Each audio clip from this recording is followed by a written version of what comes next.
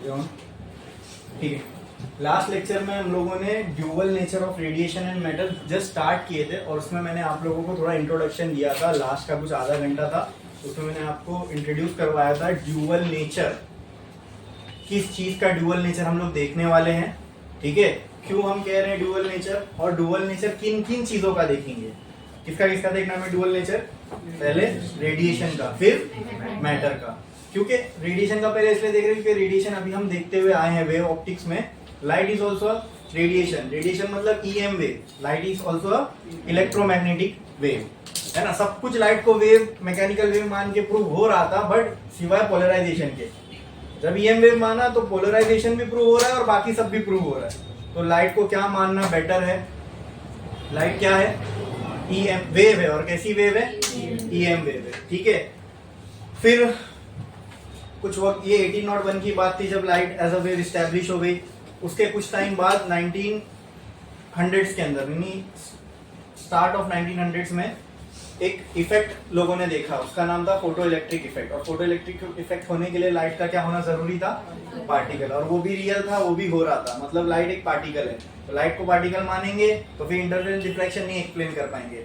ठीक है, उसके लिए अगर लेकिन लाइट इंटरफेरेंस भी करती है, डिफ्रैक्शन भी करती है, इसके लिए लाइट को हमने क्या माना, वेव। लेकिन अगर लाइट को वेव ही मानूं तो फोटो इलेक्ट्रिक इफेक्ट को नहीं एक्सप्लेन कर सकता, क्योंकि फोटो इलेक्ट्रिक इफेक्ट पॉसिबल होने के लिए लाइट का क्या होना जरूरी है, पार्टिकल। तो मान लिया लाइट पार्टिकल है, ठीक है, फिर पार्टिकल मान के चलूंगा तो फिर बाकी इंटरफेरेंस, डिफ्रैक्शन, पोलराइजेशन वो प्रूव नहीं हो पाएगा। इसलिए हमने क्या मान लिया, लाइट के पास क्या है, डुअल नेचर। आज तक भी हमें नहीं पता लाइट क्या है। ठीक है, लाइट के पास क्या है, डुअल नेचर है। अब ये कहानी ना दोस्तों, एक्चुअली में जो डुअल नेचर की कहानी थी, ये शुरुआत हुई थी 1901 से। ठीक है, कब, जब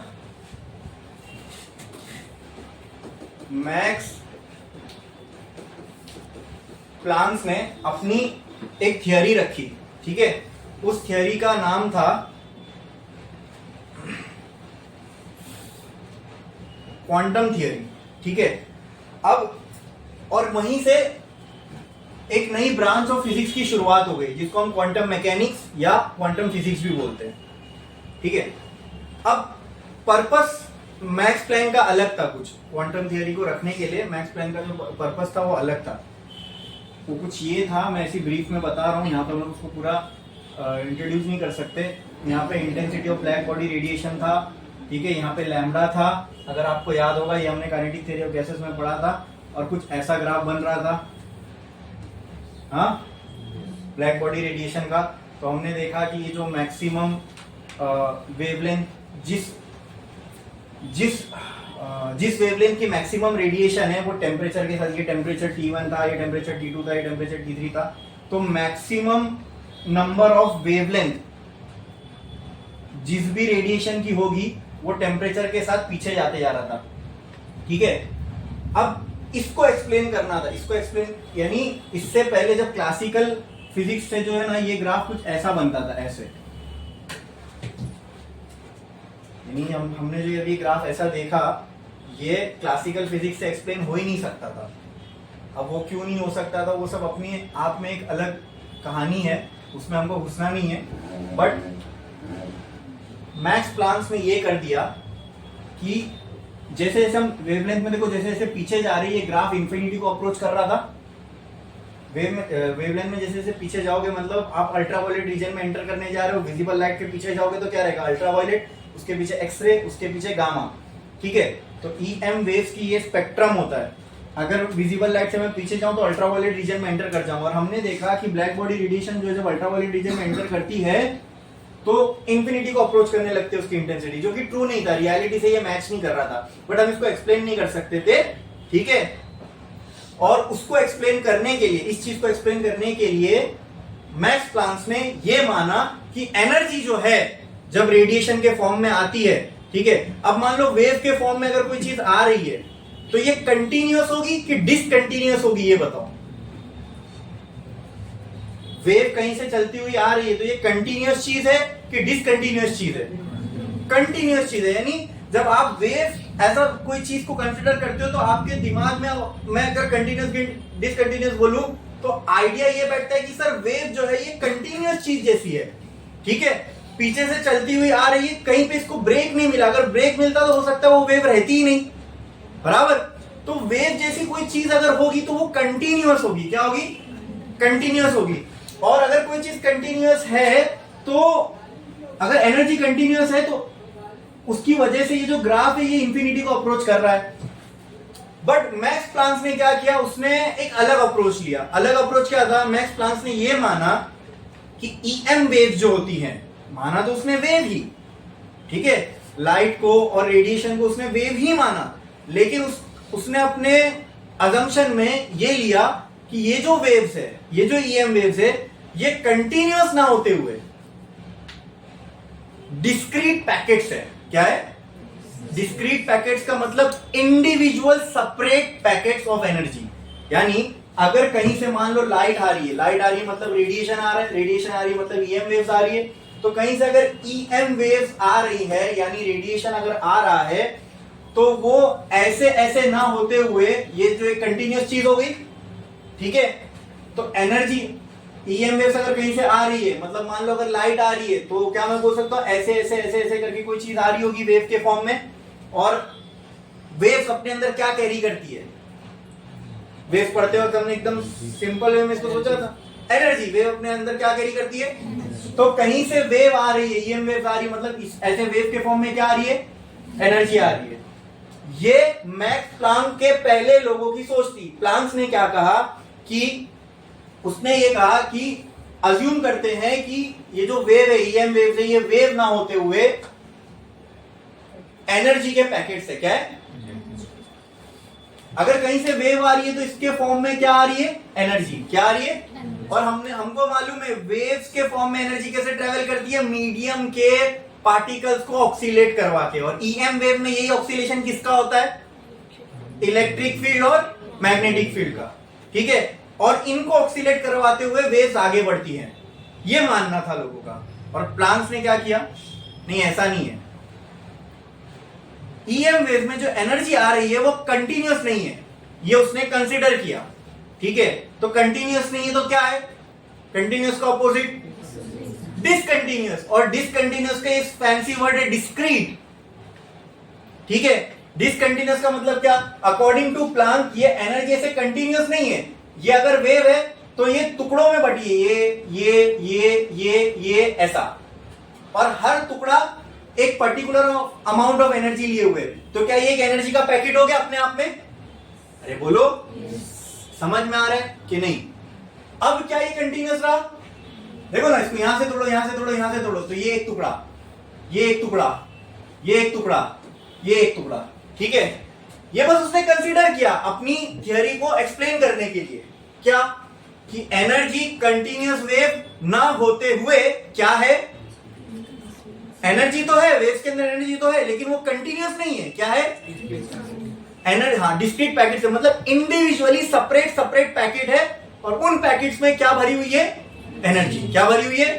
एनर्जी। और मान लो, अगर मान लो ये रेड कलर की लाइट है तो इसके एक पैकेट में जितनी एनर्जी होगी उतनी इसके दूसरे पैकेट में भी होगी, उतनी तीसरे पैकेट में होगी। जैसे 5 वाला अगर कुरकुरे लेके आओ आप दुकान से और उसकी एक पूरी लड़ी खरीद लो, तो किसी में 150 ग्राम और किसी में 50 ग्राम होगा। क्या एक प्रोडक्ट की सेम क्वांटिटी सेम प्राइस वाली चीज लोगे तो आपको उसमें सब में सेम क्वांटिटी मिलेगी।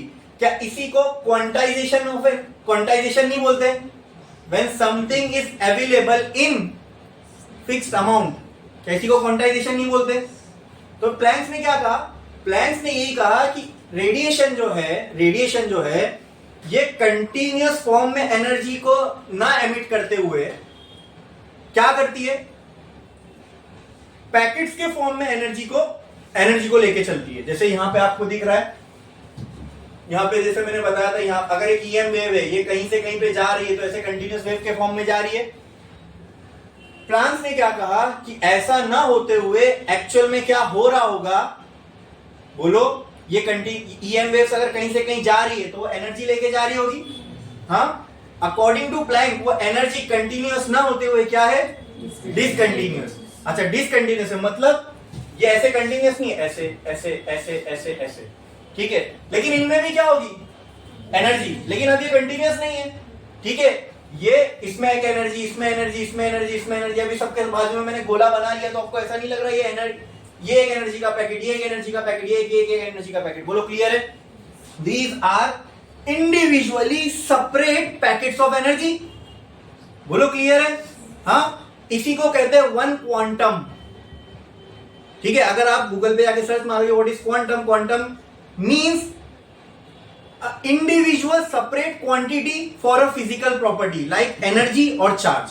जैसे एक इलेक्ट्रॉन का चार्ज, उसको मैं क्वांटम बोल सकता हूं। ठीक है, इसलिए इनकी स्टडीज को हम क्वांटम फिजिक्स में नाम देते हैं। ठीक है, the smallest unit of any physical quantity like energy और चार्ज। समझ में आया? तो जब हम इनकी स्टडी करते हैं, जैसे स्मॉलेस्ट यूनिट ऑफ एलिमेंट क्या है, इलेक्ट्रॉन्स, न्यूट्रॉन्स, प्रोटॉन्स, तो इनकी स्टडी को हम क्वांटम फिजिक्स बोलते हैं। क्यों? उसके डेफिनेशन में what do you mean by quantum?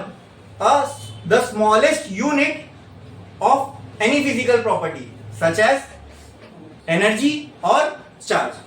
तो एनर्जी का स्मॉलेस्ट यूनिट, अभी मान लो कहीं से EM वेव्स आ रही है, ठीक है, ये कंटिन्यूअस वेव ना होते हुए छोटे छोटे एनर्जी के पैकेट है, यानी एनर्जी का कोई पैकेट इससे छोटा नहीं हो सकता। जैसे मान लो अगर कहीं पे से रेड कलर की लाइट आ रही है, ठीक है, और इसके अंदर मान लो ये जो एक एक पैकेट है ये 1 जूल का है, तो इसका कोई भी और पैकेट ना 1 जूल से ज्यादा हो सकता है ना 1 जूल से कम हो सकता है। मतलब यही सबसे छोटा पैकेट है जो अवेलेबल हो सकता है, इससे छोटा कुछ नहीं हो सकता। बोलो क्लियर है? हाँ, तो क्या मैं इसको क्वांटम ऑफ एनर्जी बोल सकता हूं? हाँ, बोलो क्लियर है? बोलो क्लियर है? हाँ। और क्या प्लांट्स ने ये पैकेट के फॉर्म में एनर्जी को क्वांटाइज नहीं कर दिया? प्लांट्स ने क्या कहा कि एनर्जी जो है कंटिन्यूअस ना होते हुए क्या है, डिसकंटिन्यूअस। डिसकंटिन्यूअस मतलब छोटे छोटे एनर्जी के पैकेट है। कहीं से अगर EM वेव्स आ रही है तो ये मत समझो कि वहां पे कंटिन्यूअस वेव आ रही है, समझो कि वहां से छोटे छोटे छोटे छोटे एनर्जी के क्या आ रहे, पैकेट्स आ रहे और कहीं पे जाके टकरा रहे। ये समझ के चलो तुम। ठीक है, बोलो क्लियर है? अरे बोलो क्लियर है? हाँ, तो अगर ये छोटे छोटे एनर्जी के पैकेट्स है तो इनके अंदर एनर्जी भी भरनी पड़ेगी। कितनी एनर्जी भरेंगे? जैसे मान लो कहीं से अगर लाइट आ रही है और उसके अंदर 1 करोड़ ऐसे छोटे छोटे पैकेट्स है, बट वो हर एक के अंदर कितनी एनर्जी होना चाहिए? जैसे मान लो अगर टोटल लाइट है उसके पास 10 जूल एनर्जी है, तो हर एक के अंदर कितनी एनर्जी होना चाहिए? हाँ बोलो, टोटल एनर्जी अगर इतनी है तो हर एक के अंदर कितना होना चाहिए? वो टोटल एनर्जी को डिवाइड कर दो नंबर ऑफ पैकेट से। अरे बोलो क्लियर है? तो क्या हर एक के अंदर आपको एक फिक्स्ड अमाउंट ऑफ एनर्जी मिलेगी? हाँ, आगे चल के वो फिक्स्ड अमाउंट ऑफ एनर्जी कितनी होगी वो भी प्लांट्स ने बताया, वो भी हम देखेंगे। लेकिन आपको ये आइडिया समझ में आ रहा है प्लांट्स का क्या था कि नहीं समझ में आया? बोलो, समझा सबको? अब तक दुनिया ने लाइट को EM वेव मान लिया था, ठीक है, और लाइट अगर एक जगह से दूसरी जगह जा रही है मतलब EM वेव एक जगह से दूसरी जगह जा रही है, और वेव जब एक जगह से दूसरी जगह ट्रैवल करती है तो साथ में क्या लेके ट्रैवल करती है? एनर्जी। क्या? एनर्जी। उसी को हम रेडिएशन बोलते हैं। हाँ, और EM वेव एक ऐसी चीज है जिनको मीडियम की जरूरत नहीं पड़ती। अरे बोलो क्लियर है क्या? हाँ, बट मैंने आपको बताया एक प्रॉब्लम थी फिजिक्स के अंदर जो कि सॉल्व नहीं हो पा रही थी, उसको सॉल्व करने के लिए मैक्सवेल ने एक कंसिडरेशन किया। वो कंसिडरेशन क्या था? उसने लाइट को कंटिन्यूअस वेव ना मानते हुए क्या माना? एनर्जी के छोटे छोटे पैकेट्स। क्या माना? एनर्जी के छोटे छोटे पैकेट्स। ठीक है, हाँ, वेव कहीं से आ रही है, एनर्जी लेके आ रही है, वो भी इस पे एग्री किया कि हाँ एनर्जी लेके आ रही है। हाँ, लेकिन वो एनर्जी कंटिन्यूअस नहीं है। क्या है? डिस्क्रीट है। क्या है? डिस्क्रीट का मतलब डिसकंटिन्यूअस। डिस्क्रीट का मतलब इंडिविजुअली अलग अलग पैकेट्स है एनर्जी के। तो कहीं से अगर रेडिएशन आ रही है मतलब उसके अंदर करोड़ों छोटे छोटे छोटे छोटे क्या है? एनर्जी के पैकेट्स है। तो एनर्जी के पैकेट से तो अंदर क्या भरी हुई होगी? एनर्जी भरी हुई होगी। कितनी भरी हुई होगी? जितनी एक में उतनी करोड़ों में भी होगी। जैसे एक के अंदर अगर मान लो 5 जूल एनर्जी है एक पैकेट के अंदर, तो ऐसी अगर करोड़ पैकेट होंगे तो उनके अंदर हर एक के अंदर कितनी होगी? 5 जूल की होगी। अरे बोलो क्लियर है? समझ में आया? अरे बोलो क्लियर है? अभी एनर्जी डिपेंड किस पे करती है? वेवलेंथ पे। एनर्जी किस पे डिपेंड करती है? ये मैंने आपको ईएम वेव्स पढ़ाते वक्त ये ईएम वेव्स नहीं, सॉरी, जब हम लोग लास्ट लेक्चर में वेवलेंथ वगैरह के बारे में डिस्कस कर रहे थे तब मैंने आपको बताया था ईएम वेव्स, ठीक है, इनमें सबसे पहला क्या आता है? गामा, गामा रेस, उसके बाद एक्स रेस, फिर उसके बाद यूवी, फिर उसके बाद विजिबल लाइट, फिर उसके बाद इंफ्रारेड, उसके बाद माइक्रोवेव, उसके बाद रेडियो वेव। अब यहां ऊपर से नीचे आप जाओगे ना तो वेवलेंथ बढ़ती है, वेवलेंथ बढ़ती है, वेवलेंथ, लेकिन ऊपर से नीचे आते वक्त आपको एनर्जी जो है वो घटती हुई मिलेगी। यानी सबसे ज्यादा एनर्जी किसकी होती है? एक्स रेस की। और सबसे कम वेवलेंथ किसकी होती है? एक्स रेस की। जैसे जैसे आप नीचे आओगे, सॉरी गामा रेस की, जैसे जैसे आप नीचे आओगे वैसे वैसे क्या बढ़ती जाएगी? वेवलेंथ, लेकिन क्या कम होती जाएगी? इसीलिए भी देखो विजिबल लाइट पे आप आए, विजिबल लाइट में पहला कलर कौन सा मिलेगा?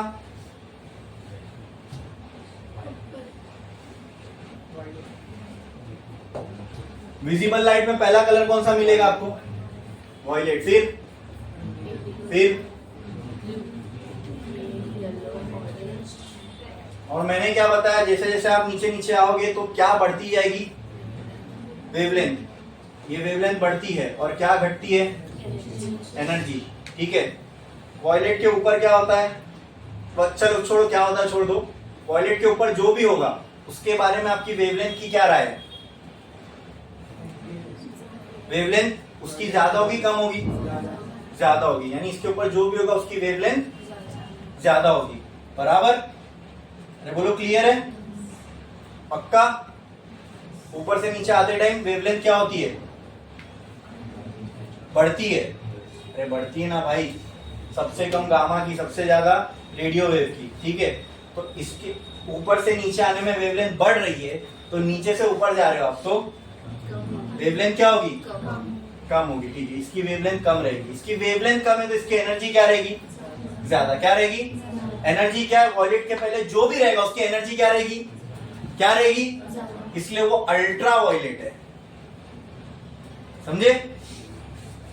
एक होता है लेजेंड और एक होता है अल्ट्रा लेजेंड, उसके ऊपर वाला है ना। इसके पास ये वॉयलेट है, इसके ऊपर जो भी ईएम वेव होगी उसके पास वॉयलेट से ज्यादा एनर्जी, तो वो क्या हो गया? अल्ट्रा वॉयलेट, यूवी, इसलिए इसको यूवी बोलते हैं। अब जैसे जैसे आप नीचे जाओगे वेवलेंथ क्या होगी? बढ़ेगी। वेवलेंथ को छोड़ दो, एनर्जी के बारे में क्या? रेड के बाद जो भी होगा इसकी एनर्जी रेड से, देखो ऊपर से नीचे आने में क्या हो रहा है? एनर्जी। तो रेड के बाद जो भी होगा उसकी एनर्जी रेड से, इसलिए उसको इंफ्रारेड बोलते हैं। समथिंग इंफीरियर, इंफीरियर का मतलब कि हाँ कम, तो यहां पे आती है इंफ्रारेड। तो ये आप समझने के लिए, याद रखने के लिए इस तरीके से याद रख सकते हो। वॉयलेट, ये पूरा रेंज होता है विजिबल लाइट। ये क्या है? विजिबल लाइट, ठीक है।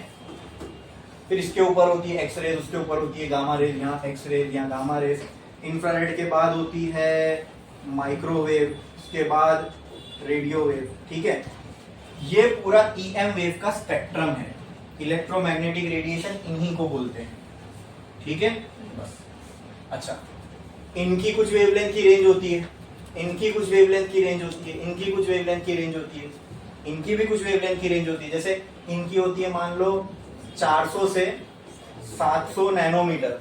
तो अगर इन वेवलेंथ की कोई भी मुझे ईएम वेव्स मिली, मैं उनको क्या बोलूंगा? लाइट। ए लाइट लाइट लाइट। कैसे? ऐसा कैसे उसको लाइट बोल दिया मैंने? पहले तो वो दिखती है, ठीक है। इतना ही पार्ट हमको दिख सकता है पूरे ईएम वेव के स्पेक्ट्रम में। यूवी भी होती है लेकिन हमें दिखती नहीं है, हो सकता है इधर भी अभी मौजूद हो यूवी रेस। हाँ, एक्स रेस भी होती है, गामा रेस भी होती है, लेकिन हमें दिखती नहीं है। हमारे विजिबल रेंज में क्या है? इतना ही टुकड़ा है बस, ठीक है। इतनी लाइटें हमें दिख सकती है और ये पूरी मिलके बनती है व्हाइट लाइट। आ रही है बात समझ में? इसके बाद वाली भी हमें नहीं दिखती, इंफ्रारेड नहीं दिखती। माइक्रोवेव में खाना गर्म होता है तो वेव दिखती है क्या? उसमें यूज लेकिन माइक्रोवेव ही होती है, इसलिए उसका नाम माइक्रोवेव ओवन है, ठीक है। उसमें माइक्रोवेव ही होती है, बट दिखती है क्या? नहीं, खाना गर्म होकर मिलता है, उसका इफेक्ट देखने को मिलता है, मतलब उसके खाना कैसे गर्म होता है? It is energy. माइक्रोवेव में एनर्जी होती है, ये क्या है? एनर्जी तो है इसके अंदर। जैसे जैसे नीचे जा रहा है एनर्जी कम होती जा रही है ना, इसके पास भी तो कुछ एनर्जी है। वो एनर्जी वो किसको दे? हीट के फॉर्म में जो भी हमारा खाना होता है उसको दे देता है। ठीक है? हाँ, अच्छा बोलो, इतना क्लियर है? अब ऐसा नाम कैसे पड़ा इसका? इसको ही विजिबल बोलेंगे, इसको एक्सरे बोलेंगे, इसको ही गामा। ये कैटेगराइज कैसे किए? Based on wavelength. Based on, तो अगर इतने से 0 से लेके 100 तक अगर कोई नैनोमीटर की वेवलेंथ है तो मैं उसको बोलूंगा गामा। 100 के बाद की कोई वेवलेंथ है एक पर्टिकुलर रेंज तक तो उसको मैं बोलूंगा एक्सरे। फिर वहां से लेके यहाँ तक कोई वेवलेंथ मिली तो उसको, क्योंकि वो तो दिखती नहीं ना, इनमें तो कलर दिखते तो हम बोल भी सकते हैं कि हाँ ये कलर है तो ये वेवलेंथ, ये कलर, ये सब तो दिखती नहीं है। तो ऐसा नाम कैसे अलग अलग पड़ा? According to wavelength. अब वेवलेंथ क्या होती है वो तो मैंने बता चुका हूं आपको, है ना? एक टाइम पीरियड में, एक साइकिल में जितनी लेंथ कवर करती है वेव, उसी को बोलते हैं वेव लेंथ। एक साइकिल में वेव ने जितनी लेंथ कवर की, दैट इज वेवलेंथ। तो किसी की वेवलेंथ ज्यादा होगी, किसी की कम होगी। ठीक है? अरे बोलो, क्लियर है? तो वेवलेंथ के अकॉर्डिंग हमने नाम दे दिए। ये सारी ही क्या है? EM waves. एक्सरे में भी कौन वाइब्रेट हो रहा होगा? Electric field. और ये ऑरेंज कलर की कोई लाइट है तो उसके अंदर भी क्या, कौन वाइब्रेट हो रहा होगा? रेडियो वेव है, रेडियो पे आप सुन रहे हो तो वहां पर भी क्या वाइब्रेट हो रहा होगा? अरे बोलो, वो वेव के अंदर क्या वाइब्रेट हो रही होगी? Electric field. और तो ये सारी ही EM वेव्स है। समझ में आया कि नहीं आया? अरे बोलो। बट हमने इन EM वेव्स को अलग अलग नाम दिया on the basis of wavelength. बोलो, क्लियर है? फ्रीक्वेंसी जो होती है वो इनवर्सली प्रोपोर्शनल होती है वेवलेंथ की, या फिर मैं बोल सकता हूं कि रेसिप्रोकल ऑफ वेवलेंथ। ठीक है? तो फ्रीक्वेंसी के साथ बताओ, जैसे ऊपर से नीचे आने में वेवलेंथ बढ़ रही है तो ऊपर से नीचे आने में फ्रीक्वेंसी, तो उसका सेम एनर्जी जैसा ही रिलेशन होगा। हाँ, गामा की फ्रीक्वेंसी सबसे ज्यादा होगी, समझे? और रेडियो वेव की फ्रीक्वेंसी, तो ये बहुत इंपॉर्टेंट चीज है, इसको याद रखो। ठीक है? समझने वाली चीज है कि गामा से शुरू करूं अगर मैं और रेडियो वेव पे आऊं, ठीक है, तो दो चीज है जो कम होती है। वो क्या है कम होने वाली? दोनों चीज क्या है? एनर्जी और फ्रीक्वेंसी। एक चीज है जो बढ़ती है, वो क्या है? वेवलेंथ। बोलो, क्लियर है? ये रिलेशन हमें बहुत काम आएगा। एनर्जी का, फ्रीक्वेंसी का और वेवलेंथ का आपस में क्या रिलेशन है हमें पता होना चाहिए। ठीक है? अच्छा, एनर्जी और फ्रीक्वेंसी का भी पता हो तो भी चलेगा, एनर्जी वेवलेंथ का पता हो तो भी चलेगा, कि हमें पता है ये दोनों एक दूसरे के उल्टे हैं। ठीक है? अच्छा, किसी एग्जांपल देता हूं। एक EM वेव है, उसकी फ्रीक्वेंसी है 10। एक EM वेव है, उसकी फ्रीक्वेंसी है 100। बताओ मुझे एनर्जी किसकी ज्यादा होगी? 10 वाले की कि 100 वाले की?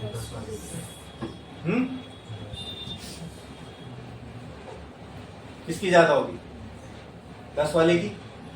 हाँ, जिसकी फ्रीक्वेंसी कम है उसके पास एनर्जी ज्यादा होगी। बोलो, क्लियर है? हाँ बोलो। चलो देखते हैं। यहाँ पे इसकी फ्रीक्वेंसी ज्यादा है, उसके बाद एनर्जी भी, इसकी फ्रीक्वेंसी, इसकी एनर्जी भी। तो आप तो बोले जिसकी फ्रीक्वेंसी कम है उसके पास एनर्जी ज्यादा होगी। इन दोनों में ही चेक कर लो ना, गामा और ये। गामा की फ्रीक्वेंसी क्या है? ज्यादा है कि कम है? ज्यादा है। हाँ, मान लो गामा ही है वो 100 वाला। ठीक है? और जैसे ऊपर से मैं नीचे जाऊंगा फ्रीक्वेंसी क्या होगी? और ये है वो 10 वाला। तो जिसकी फ्रीक्वेंसी ज्यादा है उसकी एनर्जी ज्यादा होगी, कि जिसकी फ्रीक्वेंसी कम है उसकी एनर्जी ज्यादा होगी? सिंपल ना भाई। अच्छा, अब मैं आपको दो और पैकेट्स के बारे में बताता हूं, उसके बारे में बताओ मुझे। मेरे पास एक EM वेव्स है, EM वेव है, उसकी वेवलेंथ है 500 नैनोमीटर, और एक और EM वेव है, उसकी वेवलेंथ है 5000 नैनोमीटर। इसकी 500, उसकी 5000। किसमें एनर्जी ज्यादा होगी? 500। वेवलेंथ में ये ट्रू है, जिसकी वेवलेंथ कम उसकी एनर्जी ज्यादा, उल्टा हिसाब है, ठीक है। और फ्रीक्वेंसी के साथ एनर्जी डायरेक्टली प्रोपोर्शनल है, जिसकी फ्रीक्वेंसी ज्यादा उसकी, समझे। तो अगर 100 हर्ट्ज वाला एक ईएम वेव है और 10 हर्ट्ज वाली एक ईएम वेव है, तो दोनों में से एनर्जी किसकी ज्यादा होगी? 100 वाले की ज्यादा होगी ना। फ्रीक्वेंसी पूछा मैंने, हाँ वेवलेंथ नहीं बोला, क्या बोला? फ्रीक्वेंसी। अरे बोलो क्लियर है। तो ये ईएम वेव के बारे में एक मैंने तो आप लोगों को छोटा सा आइडिया दिया, ठीक है। अब मैं वापस से आता हूं मैक्स प्लैंक की बात के ऊपर, क्योंकि वो समझने के लिए आपको ये ईएम वेव की थोड़ी बहुत ये मालूमात होनी चाहिए कि वेव्स की एनर्जी डिपेंड किस पे करती है, एक तो वेवलेंथ पर, दूसरा फ्रीक्वेंसी पर, ठीक है। फ्रीक्वेंसी से एनर्जी क्या है? इनवर्सली प्रोपोर्शनल, डायरेक्टली प्रोपोर्शनल, और वेवलेंथ से एनर्जी क्या है?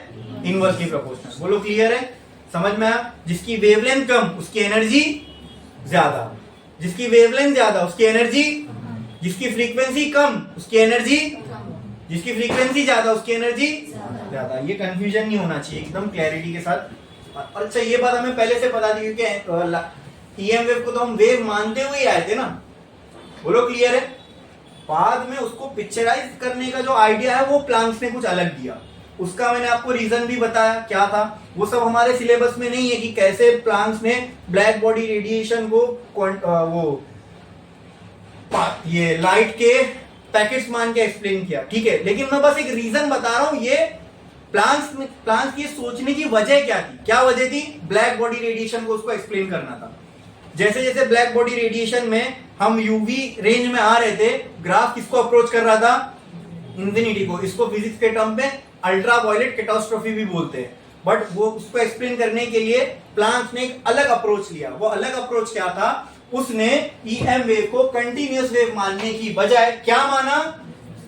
एनर्जी के छोटे छोटे पैकेट, मतलब ये ठीक है, ये सब क्या है? ईएम वेव क्या? एनर्जी के छोटे छोटे पैकेट्स। और इन एनर्जी के छोटे पैकेट्स को प्लांक्स ने नाम दिया क्वांटा। क्या नाम दिया? क्वांटा, ठीक है। These are quantum of light. Quanta क्या है? Quantum of light. It means what? Smallest unit of light. Quantum का मतलब मैंने क्या बताया आपको? Smallest unit of a physical quantity like energy और चार्ज, ठीक है। तो अगर मैं आपसे पूछूं कि एक क्वांटा क्या है, तो अकॉर्डिंग टू प्लांक्स एक क्वांटा क्या था? Smallest unit a light can have, ठीक है। और वो स्मॉलेस्ट यूनिट में क्या होगा? एनर्जी होगी। What is quanta? Smallest unit a light can have, and that smallest unit को उसने एक एनर्जी का पैकेट कहा। अब ये यूनिट के अंदर, यूनिट मतलब एक चीज है, कोई चीज है छोटी सी। अगर लाइट कहीं से आ रही है तो उसके अंदर इसी चीज के करोड़ों पार्टिकल्स है, बराबर। और इस चीज को उसने क्या नाम दिया? क्वांटा। और ये क्वांटा में क्या भरी हुई है? इसने कहा एनर्जी। तो ये क्वांटा क्या हो गया? एक एनर्जी का पैकेट। क्या हो गया? एनर्जी का पैकेट। अरे बोलो क्लियर है। अगर किसी पैकेट में एनर्जी भरनी है तो उसकी क्वांटिटी तय करना पड़ेगा। तो प्लांक्स ने ये भी सोचा कि ये हर एक क्वांटा के अंदर फिक्स्ड अमाउंट ऑफ एनर्जी है। जितनी इसमें होगी एनर्जी, उतनी इसमें होगी, उतनी इसमें होगी, उतनी इसमें होगी। बोलो क्लियर है। तो क्या यहां पे प्लांक्स ने एनर्जी को क्वांटाइज कर दिया? क्वांटाइज का मतलब मैंने आपको बताया था, something which is available in fix quantity. वो फिक्स क्वांटिटी कुछ भी हो सकती है। रेड लाइट में एक क्वांटा 5 जूल का हो सकता है, एग्जांपल। वॉयलेट में वही एक क्वांटा हो सकता है 4 जूल का हो। कोई एक्सरे में हो सकता है एक क्वांटा 10 जूल का हो। आई बात समझ में। लेकिन जितना एक क्वांटा होगा उतने ही करोड़ों अगर क्वांटा है उसके अंदर, तो उन सब के अंदर वो हर पैकेट में कितनी एनर्जी होगी? जितनी एक में। तो क्या यह एनर्जी क्वांटाइज हो गई? हाँ। अरे बोलो क्लियर है, समझ में आया कि नहीं आया? तो क्या मैक्स प्लांक्स ने एनर्जी को क्वांटाइज नहीं कर दिया? अरे बोलो बोलो। ये जो बात मैं कह रहा हूं ये समझ में आ रही है सबके? प्लांक्स का आइडिया क्या था? अरे बोलो क्लियर है, पक्का? कोई डाउट इसके अंदर? ठीक है। क्यों उसने ये आइडिया विजुअलाइज किया ये भी समझ में आया? क्यों किया? क्यों किया उसका रीजन मैंने आपको बताया था ना। अरे क्या एक्सप्लेन करना था उसको, ब्लैक बॉडी रेडिएशन। तो क्या लाइट भी एक ईएम वेव है? तो अकॉर्डिंग टू प्लांक्स क्या लाइट भी क्वांटासिक बनी है? लाइट एक वेव ना होते हुए क्या है, छोटे छोटे पार्टी, छोटे छोटे एनर्जी के पैकेट्स है। या उन एनर्जी पैकेट्स को प्लांक्स ने क्या नाम दिया? अब ये क्वांटा का ओरिजिन क्या है ये समझ में आया। Quanta, the word came from quantum. What is quantum? The smallest unit of any physical quantity. ठीक है, वहीं से क्वांटाइजेशन आ गया, when something is available in fix quantity.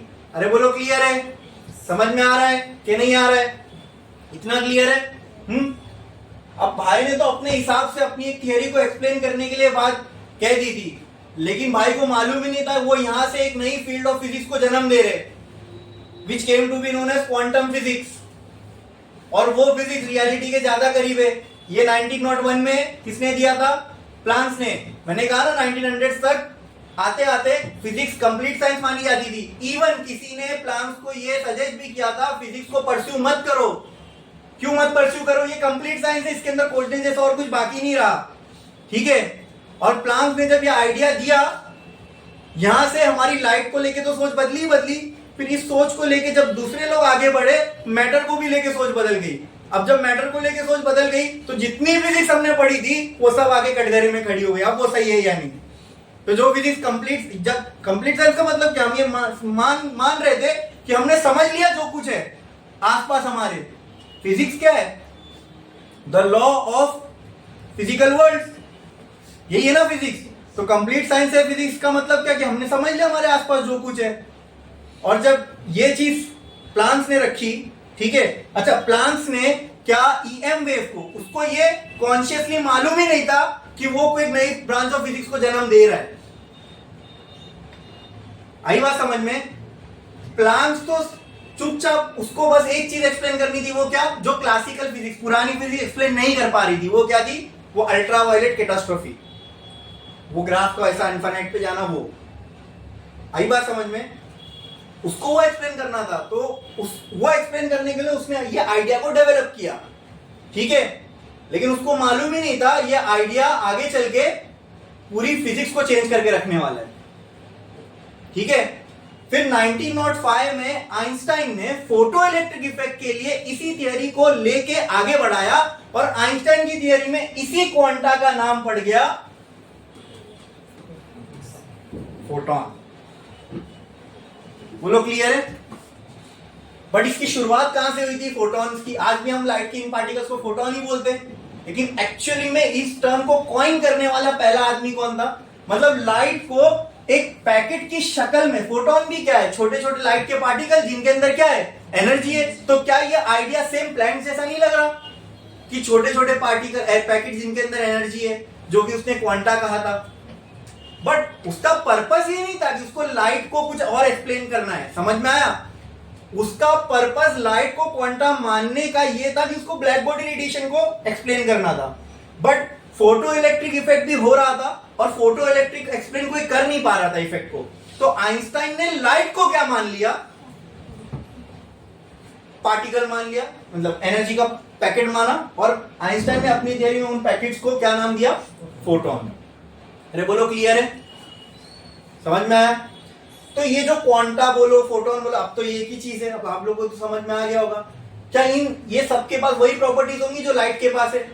क्या ये वही स्पीड से ट्रेवल करेगा जो लाइट, जिस स्पीड से लाइट ट्रेवल करती है? And light is the fastest travelling thing in the universe which we know, है ना? जो सबसे फास्ट जो कोई चीज ट्रेवल कर सकती है यूनिवर्स में, वो क्या है? लाइट। तो ये जितने भी क्वांटा है, फोटोन है, ये सब क्या ये लाइट की स्पीड से ट्रेवल करते हैं? हाँ, तो जो लाइट की प्रॉपर्टीज है वो सारी इनके पास होगी। अरे बोलो क्लियर है? हाँ, ये चीज समझ में आ रही है कि नहीं आ रही है? अच्छा, अब इसकी जो इक्वेशन देखने वाले हम लोग एनर्जी की, वो भी इसने किया था। किसने?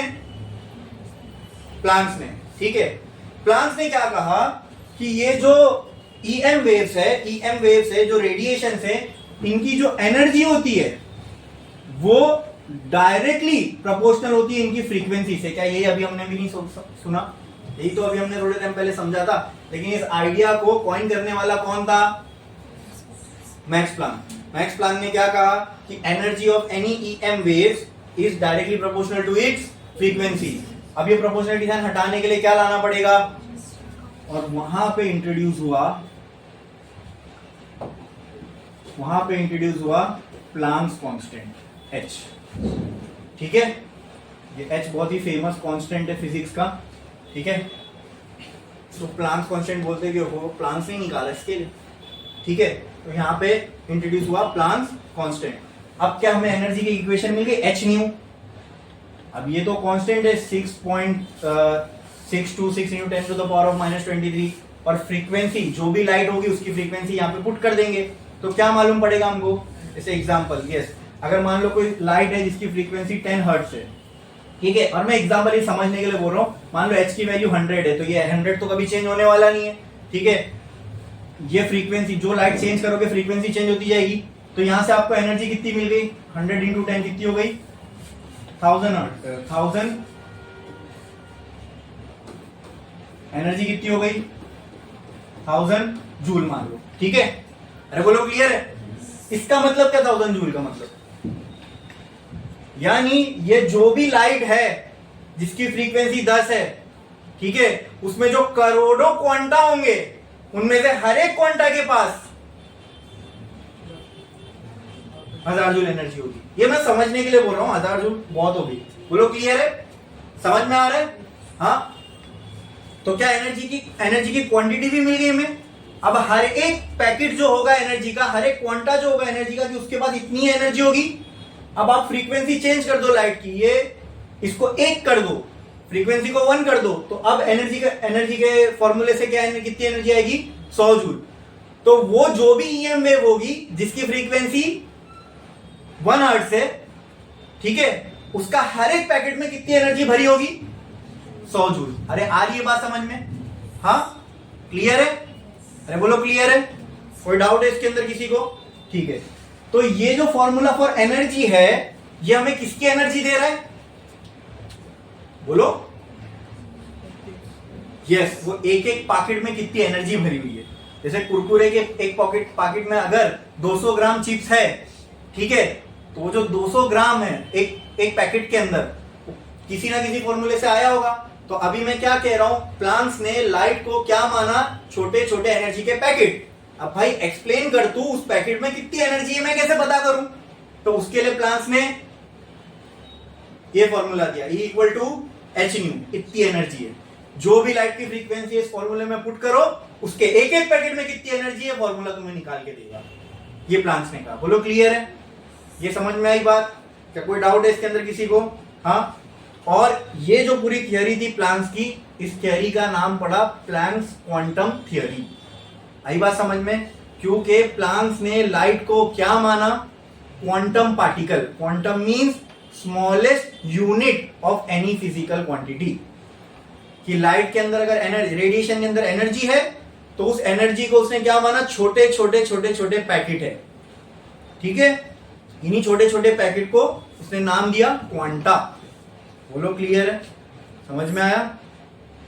And according to Planck's, this EM waves are not continuous but are in the form of discrete packets। अभी अलग अलग पैकेट्स है ना, इंडिविजुअल अलग अलग, क्या इसी को डिस्क्रीट नहीं बोलते, इंग्लिश में इसी को डिस्क्रीट बोलते हैं।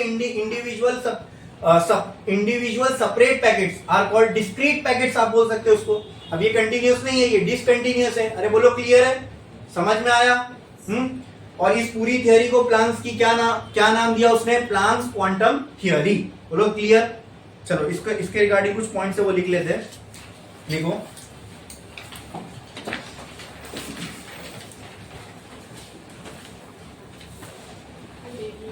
Max Planck's quantum theory.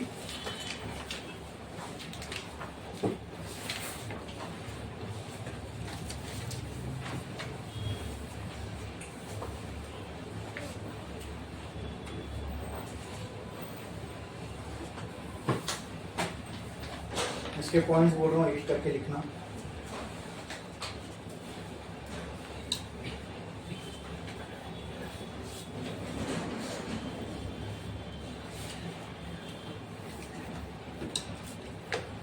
देखो, रेडिएंट एनर्जी इज एमिटेड और अब्सॉर्ब, फर्स्ट पॉइंट इस थियरी का, according to Max Planck radiation क्या है वो बता रहा है, ठीक है।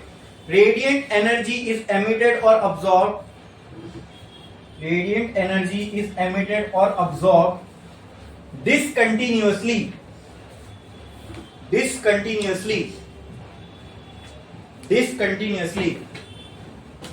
in the form of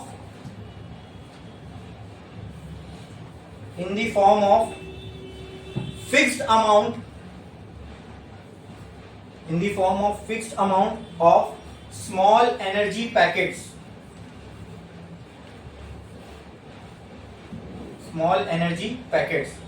called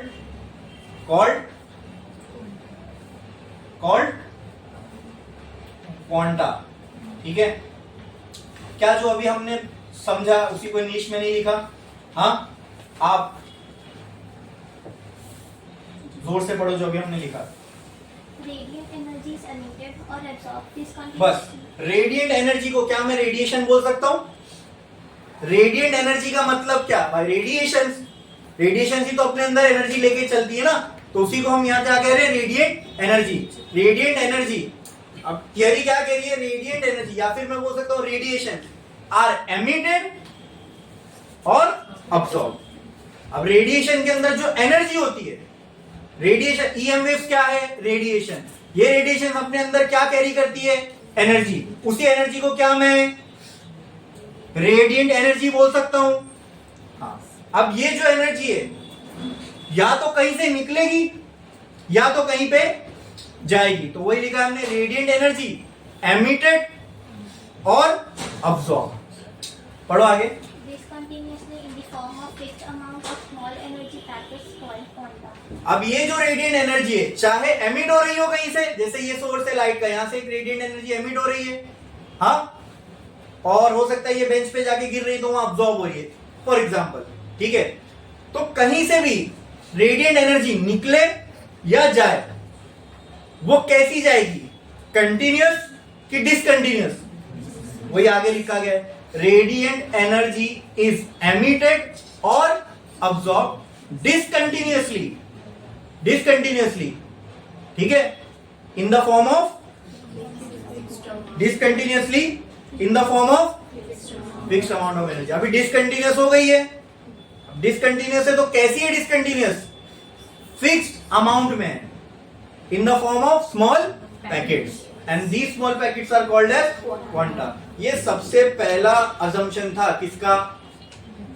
max Planck का, कि उसने रेडिएशन को क्या माना? डिसकंटिन्यूअस पैकेट्स ऑफ एनर्जी, और हर पैकेट में एनर्जी का क्या है? एक फिक्स्ड अमाउंट है। इसी से हम कह सकते हैं कि प्लैंक ने एनर्जी को क्वांटाइज कर दिया, यानी उसने ये माना कि एनर्जी इज क्वांटाइज्ड। बोलो क्लियर है ना? कोई भी चीज का फिक्स क्वांटिटी में अवेलेबल होना, it means it is quantized. बोलो क्लियर है? हाँ, ठीक है। अब वो एक एक पैकेट में क्या है? एनर्जी है। क्या है? एनर्जी। और वो एनर्जी को क्वांटिफाई करना है कितनी, तो उसके लिए प्लैंक ने क्या कहा कि जो भी एनर्जी है एक पैकेट के अंदर, वो प्रोपोर्शनल होगी किसके? उस वेव के फ्रीक्वेंसी के, उस वेव की फ्रीक्वेंसी। तो कर दिया हमने प्रोपोर्शनल, लेकिन एग्जैक्ट वैल्यू चाहिए तो क्या करना पड़ेगा? Constant introduce. वो कांस्टेंट उसमें क्या नाम दिया? h, which is Planck's constant। बोलो क्लियर? सेकंड पॉइंट लिखो। Each quantum of radiation is associated with fixed amount of energy. Each quantum of radiation, each quantum बोलू या क्वांटा बोलू, एक ही बात है। Quantum means quanta, quanta means what? चलो quanta छोड़ दो, quantum means what? Smallest unit of any physical property. यहां पे फिजिकल प्रॉपर्टी क्या है? एनर्जी। तो smallest unit of energy, here what is quantum? Smallest unit of energy means that smallest packet of energy. And what is it called in Planck's theory? तो मैं इसको quantum बोलूं, smallest quantum of energy बोलूं, या direct quanta बोल दूं? Clear है? तो लिखो, क्या लिखा हमने? Each quantum of radiation is associated with fixed amount of energy is associated with fixed amount of energy depending upon frequency of radiation, depending upon frequency of radiation.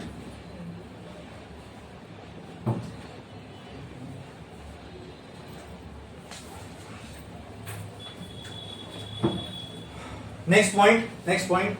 A body can absorb or emit energy. A body can absorb or emit energy only in integral multiple of quantum. Only in integral multiple of quantum. लिखा आपने?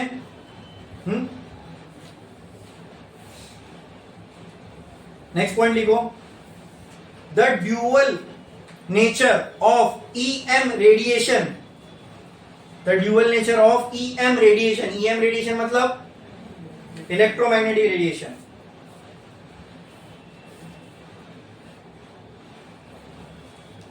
was first suggested by this theory. क्या यही हम पढ़ नहीं रहे इस chapter में, डुअल नेचर? हाँ, तो ये आइडिया कॉइन कहां से हुआ, इसकी उपज कहां से हुई, इसकी शुरुआत कहां से हुई? वो इस मैक्स प्लांक की थियरी से हुई. अब आप बोलो, मैक्स प्लांक ने तो कह दिया कि लाइट जो है वो कंटिन्यूअस वेव नहीं है, छोटे छोटे पैकेट्स है एनर्जी के. हाँ, अब वेव ना होते हुए अगर मैं इसको पैकेट्स मानूं तो ये तो पूरा नेचर ही चेंज कर दे रहा है ना EM वेव का. हाँ, अब वो वेव ना होते हुए अगर ये छोटे छोटे पार्टिकल से बनी हुई है, छोटे छोटे पैकेट से बनी हुई है, मतलब now EM wave has a particle nature. Now EM wave has a. अच्छा, जैसे उसने EM वेव्स को पार्टिकल माना, जैसे कि लाइट भी एक EM वेव, बट उसका ध्यान लाइट वाइट पे था नहीं, उसने उसको तो अल्ट्रावायलेट सॉल्व करना था. हाँ, उसका ध्यान वहां था. तो it was just a trick for him to solve the ultraviolet catastrophe. उसको सॉल्व करने के लिए उसने अपने दिमाग में कंसीडर किया कि लाइट ऐसे हो सकती है, और वो जब उसने माना तो जो प्रॉब्लम जिससे वो जूझ रहा था वो सॉल्व हो गई. आज वो ग्राफ को हम वैसा नहीं पढ़ते जैसे उसके सामने था. हम जो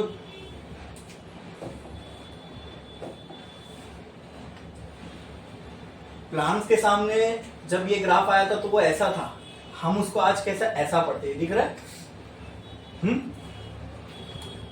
अच्छा, ये उसने सॉल्व कर दिया उसको, अब ये ग्राफ ऐसे से ऐसा हो गया, ठीक है, लेकिन उसको पता ही नहीं था कि उसने जो ये आइडिया रखा है दुनिया के सामने, ये तो रेवोल्यूशन है, ये फिजिक्स की दुनिया में आगे चल के तहलका मचाने वाला है. He was not conscious that he was telling the world about dual nature of light. लेकिन क्या जाने अनजाने उसने यही नहीं किया. जब उसने ये लाइट EM वेव को रेडिएशन माना, और लाइट भी एक तरह की EM वेव ही है, तो क्या अनजाने में मैक्सवेल ने लाइट के पार्टिकल नेचर को नहीं सजेस्ट कर दिया? अरे बोलो. But he was not conscious about it. ये उसका पर्पस नहीं था. ये आपको समझ में आ रहा है ना मैं क्या बोल रहा हूं? बट उसके ये जो आगे चलने के लिए जो क्या बोलते हैं फाउंडेशन लेयर चाहिए थी, वो उसने रख दी थी, भले अनजाने में, लेकिन हो गया. आगे चल के उसको बोला, अरे प्लांक्स ये तूने क्या कर दिया? हाँ, तू तो बोल रहा लाइट डुअल नेचर के हो. मैंने कब बोला? मेरे को तो कुछ नहीं मालूम. मैं तो भाई अपना वो ब्लैक बॉडी रेडिएशन एक्सप्लेन कर रहा था, वो मैंने कर दिया, मेरा काम हो गया. अब तुम लोग को जो समझना है वो समझो, ठीक है. लेकिन आगे समझ में आया ना ये चीज, यहां से यहां ये उसने सॉल्व तो कर दी, बट अनजाने में भाई ने लाइट के डुअल नेचर को दुनिया के सामने रख दिया. क्लियर है? अच्छा, और वो जो एक एक पैकेट जो माना था उसने कि अगर EM वेव कोई रेडिएशन, और उस रेडिएशन में छोटे छोटे एनर्जी के पैकेट से, तो हर पैकेट में कितनी एनर्जी भरी हुई होगी? एक एनर्जी का पूरा कितने का है? h न्यू के बराबर, ठीक है. जैसे एक 5 वाले कुरकुरे में 200 ग्राम कुरकुरे है, जैसे 12 पैकेट लोगे तो उन सब में क्या होंगे? 200 ग्राम ही होंगे. ठीक है। तो उसी तरह अगर एक एनर्जी का पैकेट है उसके अंदर 10 जूल एनर्जी है, पता कैसे चला? वो इस फॉर्मूले से पता चला। कितनी एनर्जी नेचर ने भरा है उस पैकेट के अंदर, कैसे मालूम पड़ा? ये फॉर्मूले से। बोलो क्लियर है, समझ में आया? हाँ, तो जब रेडिएशन को प्लांक्स ने वेव ना मानते हुए एनर्जी के छोटे छोटे पैकेट माना, मतलब यहीं पे उसने लाइट के पार्टिकल नेचर की बात कर दी, ठीक है। और अगर लाइट को पार्टिकल मान के ब्लैक बॉडी रेडिएशन जो कि रियलिटी है, रियल में हो रहा है, एक्सप्लेन हो सकता है, तो मतलब लाइट क्या है? क्या है? पार्टिकल। वो कॉन्शियस नहीं था इस बारे में, लेकिन दूसरे लोग जिन्होंने इस थियरी को परस्यू किया, उनके दिमाग में तो ये आएगा ना कि अगर लाइट को पार्टिकल जैसा मान के अगर ये चीज एक्सप्लेन हो पा रही है जो कि रियलिटी है, तो हम रियलिटी को एक्सप्लेन कर पा रहे हैं लाइट को ऐसा कुछ मान के, इसका मतलब लाइट को नहीं, एक्चुअली उसने ईएम वेव को माना, ठीक है, ईएम वेव को माना, बट लाइट भी ईएम वेव ही है, तो हम लाइट को भी ऐसे पार्टिकल जैसा मान सकते हैं, ठीक है। तो अगर लाइट पार्टिकल है, ठीक है, ब्लैक बॉडी रेडिएशन को एक्सप्लेन करके उसने साबित कर दिया कि है, अरे बोलो क्लियर है, तो मान लेते पार्टिकल, लेकिन फिर आगे वो इंटरफेरेंस डिफ्रैक्शन ये सब हम एक्सप्लेन नहीं कर पाएंगे। और अगर वेव माना तो फिर ये कैटास्ट्रोफी जारी रहेगी, ये एक्सप्लेन नहीं हो सकती, लेकिन ये भी एक्सप्लेन हो रही है, वो भी हो रहा है, दोनों ही रियलिटी है। तो लाइट पार्टिकल जैसा भी बिहेव कर रही है, यानी ईएम वेव पार्टिकल जैसा भी बिहेव कर रही है और वेव जैसा भी, ठीक है। हालांकि ये बात मैक्सवेल ने नहीं कही थी, बट बुनियाद उसी की बात से निकल के आ रही है, समझ में आया? क्लियर है? तो आगे तो ये बात पे थप्पा, मतलब कॉन्फिडेंटली, कॉन्शियसली किसने कहा? ये आइंस्टाइन ने कहा। किसने कहा? 1905 में आइंस्टाइन ने फोटो इलेक्ट्रिक इफेक्ट को एक्सप्लेन करते हुए अपनी एक थियरी रखी। फोटो इलेक्ट्रिक इफेक्ट भी रियल था। क्या था photo electric effect? Photo electric effect क्या था कि मान लो यहां पे कोई एक मटेरियल है, ठीक है, इस पे हमने लाइट इंसिडेंट करवाई, ठीक है, और इसके सामने एक प्लेट रख दी, उस प्लेट से गैल्वेनोमीटर को कनेक्ट किया, तो इस प्लेट पे जब लाइट गिर रही है तो इस पे लाइट गिरने के बाद ये देखा गया कि ये गैल्वेनोमीटर डिफ्लेक्ट हुआ। क्या हुआ? यहाँ कोई बैटरी नहीं लगी, कोई अल्टरनेटिंग करंट का सोर्स नहीं है, लेकिन फिर भी यहाँ पे गैल्वेनोमीटर डिफ्लेक्ट हुआ। गैल्वेनोमीटर का डिफ्लेक्ट होना मतलब यहाँ पे क्या मौजूद है? करंट मौजूद है, मतलब इलेक्ट्रॉन फ्लो हो रहे हैं, राइट। अब इलेक्ट्रॉन आए कहां से? क्योंकि ये तो किसी पोटेंशियल से कनेक्टेड नहीं है, तो इलेक्ट्रॉन आए कहां से? तो ये हमने सोचा कि इलेक्ट्रॉन ये शीट यहाँ से आए होंगे। अच्छा, जब इस पे लाइट फॉल करना हमने बंद करा दिया, यहाँ पे गैल्वेनोमीटर भी डिफ्लेक्ट होना बंद हो गया। तो ये क्या? लाइट इंटरैक्ट कर रही है मटेरियल से और कुछ तो ऐसा हो रहा है जिससे इलेक्ट्रॉन यहाँ से उड़ के यहाँ जा रहे हैं। ये हो रहा था, लेकिन इसका एक्सप्लेनेशन किसी के पास नहीं था। जैसे सोलर पैनल में यही होता है, लाइट गिरती है, उससे इलेक्ट्रिसिटी जनरेट होती है, बराबर। तो फोटो इलेक्ट्रिक इफेक्ट हो रहा था, ये दिख रहा है, ये रियलिटी है, लेकिन ये कैसे हो रहा है ये किसी को बोलो नहीं मालूम था, ये किसी को नहीं मालूम था। इसको एक्सप्लेन करते हुए आइंस्टाइन ने अपनी थियरी रखी, ठीक है, फोटो इलेक्ट्रिक इफेक्ट को एक्सप्लेन करते हुए, ठीक है, जिसमें आइंस्टाइन ने भी मैक्सवेल की ही बात को आगे बढ़ाते हुए लाइट को क्या माना? अगर लाइट पार्टिकल है तो वो छोटे छोटे एनर्जी के पैकेट से बनी हुई है, और इन छोटे छोटे एनर्जी के पैकेट्स को आइंस्टाइन ने क्या नाम दिया? फोटॉन, है ना? लगना नहीं चाहिए ना किसी और से किया, ठीक है, उसने अपना एक नाम दिया, क्या? फोटॉन। और उसके बाद हम लाइट के रिलेटेड जो भी चीज उसको फोटो नाम के लगा के ही यूज करते हैं ना। और ये जैसे फोटो इलेक्ट्रिक इफेक्ट, फोटोन है, और फोटोवोल्टिक सेल, लाइट के रिलेटेड जो भी चीजें, तो ऑप्टिक्स या फोटो, ऐसी चीज, ऐसे टर्म्स लगा के हम उनको एक्सप्लेन करते हैं। अरे बोलो क्लियर है?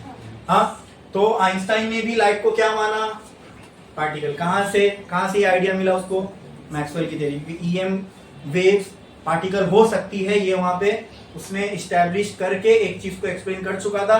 Light is also an EM wave, तो लाइट को आइंस्टाइन ने क्या मान लिया? पार्टिकल। अच्छा, ये मैंने लास्ट लेक्चर में आपको एक्सप्लेन किया था कि देखो फोटो इलेक्ट्रिक इफेक्ट हो रहा है, इसका मतलब क्या? हमने ये सोचा, आइंस्टाइन ने क्या सजेस्ट किया मालूम है? कि यहाँ पे जो करंट आ रहा है ना, इसके इलेक्ट्रॉन नहीं है, वो इलेक्ट्रॉन इस मटेरियल से, ये इलेक्ट्रॉन यहाँ से उड़े, इस पे गए, और वो इलेक्ट्रॉन ऐसे फ्लो हो रहे, इस वजह से वो गैल्वेनोमीटर क्या हुआ? डिफ्लेक्ट हुआ। लेकिन भाई ये तो बताओ यहाँ से इलेक्ट्रॉन कैसे निकले? तो जब तक इस पे लाइट पड़ रही है, यहाँ से इलेक्ट्रॉन निकल रहे, जैसे लाइट गिरना बंद, इलेक्ट्रॉन निकलना बंद। अब आप मुझे बताओ, यहाँ पे एक इलेक्ट्रॉन है, वो पार्टिकल जैसा है, ठीक है। अब इसको यहाँ से उखाड़ना है तो क्या करना पड़ेगा, इस पे इसी के जैसा, जैसे यहाँ पे एक मार्बल है और मेरे हाथ में एक मार्बल है, मुझे क्या करना है, यहाँ से इस मार्बल को उड़ाना है, तो मैं क्या कर सकता हूँ, यहाँ से मार्बल फेंक के इस पे मारूं तो क्या ये अपनी पोजीशन से हिलेगा, हिल सकता है। लेकिन इसको यहाँ से निकालने के लिए जो मैं चीज इस पे फेंक के मार रहा हूं उसका भी क्या होना जरूरी है, पार्टिकल। ऐसा ये समझ में आ रहा है कि नहीं? हाँ, अगर मैं इसको यहाँ से मैं हवा फेंक के मारूं, मतलब कोई फ्लूइड फेंकूं, जैसे पानी की पिचकारी यहाँ फेंक के मारूं, जैसे कोई वेव के जैसी चीज आ रही है उसको यहाँ पे मारूं, कि ये उड़ के ऐसा जा पाएगी? और अगर आप ये इमेजिन करो कि यहाँ से एक मार्बल जैसी चीज आ रही है, वो इस पे लगी और इस पे इम्पैक्ट होने के बाद ये यहाँ से उड़ के जा रहा है, क्या ये आपका दिमाग हजम कर पा रहा है? दोनों में से कौन सी चीज आपको बेटर लग रही है इस बात को एक्सप्लेन करने के लिए कि यहाँ से ये मार्बल यहाँ उड़ेगा? वेव वाला कि वो मार्बल वाला? मार्बल वाला एग्जांपल सही लग रहा है। हाँ, तो अगर लाइट के आने से ही यहां से इलेक्ट्रॉन निकल रहे, इसका मतलब फिर लाइट क्या है, पार्टिकल है। ये थ्योरी थी किसकी, आइंस्टाइन की। किसकी? उसने लाइट को क्या माना, पार्टिकल माना। क्या माना? और वो उन पार्टिकल्स को आइंस्टाइन ने क्या नाम दिया, फोटोन। अब जब ये पार्टिकल मटेरियल के अंदर रखे हो, इलेक्ट्रॉन से टकरा रहे, तो वो फोटोन क्या कर रहे हैं, इलेक्ट्रॉन से टकरा के इलेक्ट्रॉन को बाहर निकाल दे रहे हैं। अब इलेक्ट्रॉन को बाहर निकलने के लिए, इलेक्ट्रॉन किसमें, शेल में, शेल से बाहर निकलने के लिए इलेक्ट्रॉन को क्या लगती है, अरे वाह, क्या लगती है? देखो कैसे डॉट कनेक्ट हो रहे हैं कि नहीं। ये जो फोटोन है अपने अंदर क्या लेके आ रहे हैं, ये एनर्जी की तो पैकेट है। लेकिन अगर हम इसको वेव मान के चलते तो ये सब चीज हम कभी एक्सप्लेन ही नहीं कर पाते। मैक्सवेल ने कह दिया था कि ये जो ईएमएफ के अंदर पैकेट है, ये किसके पैकेट है, बोलो? हवा के, गैस के, किसके, एनर्जी के पैकेट है। चार्ज के पैकेट किसके, और इलेक्ट्रॉन को निकलने के लिए, शेल छोड़ के बाहर आने के लिए क्या चाहिए, वो कहां से मिल रही है? जब फोटोन आके इससे टकराया तो जो एनर्जी फोटोन के अंदर थी वो किसने अब्सॉर्ब कर ली, इलेक्ट्रॉन ने, और उसको मौका मिला शेल छोड़ के बाहर निकलने का। और वो शेल छोड़ के जब बाहर भागा, फ्री हो गया, फ्री इलेक्ट्रॉन इधर गए और यहां से करंट फ्लो हो रहा है। क्या ये सेंस बन रहा है? मतलब we could explain photo electric effect, right? जो इसके पहले वो एक्सप्लेन क्यों नहीं एक्सप्लेन कर पा रहे थे, क्योंकि लाइट को क्या समझ रहे थे, वेव समझ के ऐसी कोई चीज एक्सप्लेन ही नहीं हो सकती। जैसे हमने लाइट को पार्टिकल माना, ये मार्बल वाला जो मैंने एग्जांपल दिया, ये सबसे हमको सेंस बनने लगा इसके यहां से निकलने का। अच्छा, निकल भी रहा है, एनर्जी का पैकेट है लाइट, ये सारी बात, सारे डॉट कनेक्ट हो रहे हैं, और क्या फोटो इलेक्ट्रिक इफेक्ट एक्सप्लेन हो पा रहा है? And is it a reality? Yes. क्या हम इसे एक्सप्लेन कर पा रहे हैं? बट प्रॉब्लम ये कि हम इसे एक्सप्लेन तो कर पा रहे, लेकिन लाइट को क्या मान के? तो लाइट क्या है, क्या ये रियलिटी है? अगर ये रियलिटी तो इसके लिए लाइट को क्या होना पड़ेगा? तो लाइट क्या है, मान लिया हमने, क्या है लाइट। तो अगर लाइट पार्टिकल है तो इंटरफेरेंस और डिफ्रैक्शन अब हम एक्सप्लेन कर सकते हैं क्या? नहीं एक्सप्लेन कर सकते। फिर क्या है, लाइट वेव है, तो कर सकते हैं हम इंटरफेरेंस और डिफ्रैक्शन को एक्सप्लेन? यस, मान लिया वेव है। अब वेव मान लूंगा तो क्या फोटो इलेक्ट्रिक इफेक्ट को एक्सप्लेन कर सकता हूं? क्योंकि ये होने के लिए लाइट का क्या होना जरूरी है? तो क्या है, लाइट, दोनों ही हो रहे हैं। तो लाइट क्या है, लाइट दोनों है। लाइट क्या है? तो that is why we are studying dual nature of radiation. आई बात समझ में? हाँ, लाइट के पास क्या है, डुअल नेचर है। लाइट जो चाहे वो हो सकती है। लाइट को अगर पार्टिकल होना है वो पार्टिकल है, लाइट को अगर वेव होना है वो वेव है। हम आज तक नहीं पता लगा पाए ऐसा क्यों होता है। ठीक है? हाँ, समझ में आया? बोलो। तो सोचो, अब ये बात सोचो, जो मैंने कहा ना 1900s में जो ब्रांच ऑफ साइंस कंप्लीट मानी जा रही थी, उसने इंसान को इतना बेबस कर दिया कि जिसको हम सोच रहे थे, हमने समझ लिया कि लाइट क्या है क्या नहीं है। एक मैक्सवेल की थियरी से हम इस ऐसे उलझे कि आज तक नहीं पता लगा पाए लाइट क्या है। अब बताओ, क्या अभी कभी कंप्लीट साइंस मानी जाएगी? क्योंकि ये सवाल तो हमेशा रहेगा कि लाइट क्या है, जब तक आप पता नहीं लगा पाओ। दिमाग तो तब खराब होता है जब आप आगे बढ़ोगे। मैटर के साथ भी जब यही हुआ, इलेक्ट्रॉन, अभी मैंने बताया ना, फेंक के मारो तो वो इलेक्ट्रॉन निकलेगा। वो इलेक्ट्रॉन निकलने के लिए इलेक्ट्रॉन का भी क्या होना जरूरी है? अरे भाई, जब मैंने एक मार्बल से दूसरे मार्बल को मारा तो ये मार्बल उड़ा, लेकिन ये मार्बल भी इसलिए उड़ा क्योंकि ये भी पार्टिकल है, किसी का ध्यान उस पर नहीं गया। आप लोग तो इसी पे थे, हाँ इसका पार्टिकल होना जरूरी है तभी यहां से निकलेगा, लेकिन भाई इसके निकलने के लिए तो इसका भी क्या होना जरूरी है, पार्टिकल। अब आगे चल के मालूम पड़ेगा कि ये भी पार्टिकल नहीं है। तो फिर जो इतने सालों की फिजिक्स, जो इतने सालों से हम सोच रहे थे कि हमने इस साइंस को पूरा पूरा समझ लिया, वो सारी चीजें कटघरे में आके खड़ी हो गई, और अब हम कुछ भी, हमें अभी आज तक हमें नहीं पता भाई इलेक्ट्रॉन भी क्या है। इसको हम कॉन्फिडेंटली क्या मानते हुए आए थे कई 100 सालों से, पार्टिकल। समझे? वो आएगा इसके सेकेंड पार्ट में, डुअल नेचर ऑफ मैटर। क्योंकि मैटर किससे बने, एटम से, एटम किससे बने, इलेक्ट्रॉन से। तो मैटर का बेसिस क्या है, इलेक्ट्रॉन्स। ठीक है, तो इसलिए वहां पे डुअल नेचर। अब इलेक्ट्रॉन ही अगर पार्टिकल नहीं है तो एटम क्या है फिर, पार्टिकल है कि नहीं है? मॉलिक्यूल्स जिससे जो एटम से बने, ठीक है, वो पार्टिकल है या वेव, बताओ। फिर हम जो मॉलिक्यूल से बने क्या है, पार्टिकल है या वेव है, बोल सकते हो? नहीं तो फिर जो चीज हम कॉन्फिडेंटली बोल सकते थे वही चीज नहीं बोल सकते, तो इसका मतलब नेचर ने हमारी सोच के साथ, मतलब हम सोच के हमारे घमंड को तोड़ दिया, ये समझ लो। हम समझ रहे थे कि हमने फिजिक्स को समझ ली पूरा। फिजिक्स क्या है, तो law of the study of physical world around us. Physics को समझ लेना मतलब हमने आसपास के वर्ल्ड को समझ लिया। लो, नेचर ने हमारे घमंड को तोड़ दिया, उसने अपना नेचर ही चेंज कर दिया। तो अब क्या है मैटर, नहीं पता। बट ये जो क्वांटम लेवल पे जो चीजें हो रही है, क्वांटम लेवल का मतलब समझ में आया, स्मॉलेस्ट यूनिट ऑफ एनीथिंग, उस लेवल पे जो चीजें हो रही है। बाद में हमें पता चला यहाँ पे जो हमारे क्लासिकल फिजिक्स के लॉज ये काम ही नहीं करते। जितनी न्यूटोनियन फिजिक्स है वो यहाँ फेल हो जाती है। ठीक है, जो भी आपने फोर्स की इक्वेशन सब पढ़ी है वो सब यहाँ फेल हो जाती है। लेकिन ताज्जुब की बात क्या मालूम, कोई चीज क्या है ये हम बता नहीं सकते। जैसे क्लासिकल फिजिक्स में हम इलेक्ट्रॉन को पार्टिकल मानते हैं, ठीक है, लाइट को वेव मानते हैं। ये मान के हमने जो भी चीजें हमारे आसपास दिख रही है सब बना ली, ये रियल है, अच्छे से काम कर रही है, सब कुछ चल रहा है। लेकिन जो क्वांटम लेवल पे चीजें हैं वो क्या है वो हमें नहीं पता। क्वांटम लेवल पे मतलब छोटे, एकदम छोटे लेवल पे लाइट क्या है, पार्टिकल भी है, वेव भी है, इलेक्ट्रॉन क्या है।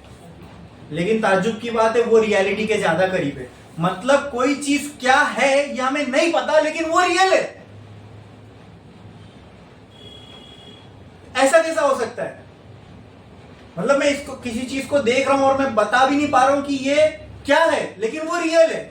यह आइडिया अपने आप में अब्सर्ड लगता है सुनने में, बोलने में।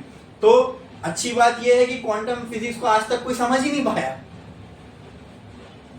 समझे, कि क्वांटम लेवल पे, लेकिन वो रियलिटी के ज्यादा करीब है। क्वांटम फिजिक्स हमें सिर्फ और सिर्फ कोई चीज के होने नहीं होने की प्रोबेबिलिटी बताती है। प्रोबेबिलिटी का मतलब क्या है, ये हो भी सकता है, इस चीज के बारे में आप सर्टेनली कह सकते हो। जैसे कॉइन को टॉस किया, हेड्स आ सकता है, टेल भी आ सकता है, लेकिन क्या आएगा ये सर्टेनली बोल सकते हो? नहीं। तो क्वांटम फिजिक्स पूरी किस पे डिपेंड है, प्रोबेबिलिटी पे। लेकिन मैं क्या कह रहा हूं, वो ज्यादा रियल है, वो रियलिटी के ज्यादा करीब है। ऐसा कैसा हो सकता है, कुछ चीज अनसर्टन है और रियलिटी तो सर्टन है। तो अनसर्टन चीज रियलिटी के कैसे करीब ज्यादा हो सकती है सर्टन चीज के? ये सोचने में पैराडॉक्सिकल है, कॉन्ट्राडिक्टरी है, लेकिन यही सच्चाई है। ठीक है, और अब आप धीरे धीरे जब देख रहे हो क्वांटम चिप्स आ रही हैं, ठीक है, अरे अभी माइक्रोसॉफ्ट, गूगल, इन लोगों ने अपनी अपनी क्वांटम चिप्स अनाउंस किए। क्वांटम चिप्स क्या होती है ना, वो बहुत ही मॉलिक्यूलर लेवल पे जाके, अभी जितने भी हमारे मोबाइल है, कंप्यूटर है, ये सब बाइनरी पे काम करते हैं, 1 0, ये सब सिग्नल पे। ठीक है, ये फिर भी फास्ट ही है। जितनी हम कंप्यूटेशनल पावर अचीव कर पाए, इसी से हम आज तक एआई पे पहुंच गए।